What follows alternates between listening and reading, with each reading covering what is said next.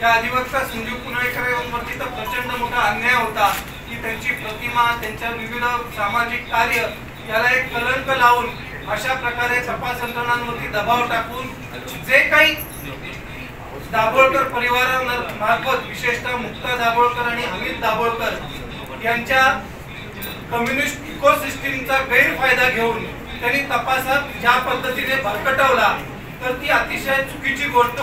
कुभांड रचलेलं होतं, एक षड्यंत्र रचलेलं होतं. या शक्तींचा हा निकाल म्हणजे सपशेल पराभव आहे. मुक्ता दाभोळकरांचा जो व्यक्तिगत अहंकार आणि प्रसिद्धी लोलुपता याचा हा पराभव आहे. अमित दाभोळकरांनी बाहेर मीडियामध्ये सगळीकडे स्टेटमेंट केलेलं होतं. आपल्या सगळ्यांना माहिती आहे की दाभोळकरांना दुसरा गांधी करू अशा प्रकारच्या धमक्या सनातनवाल्याने दिल्या.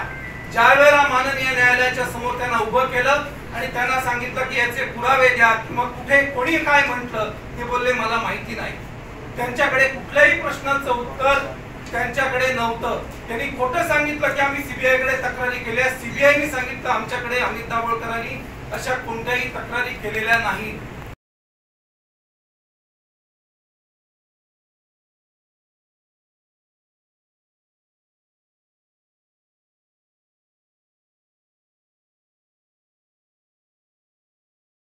प्रकरणाचा निकाल लागलाय.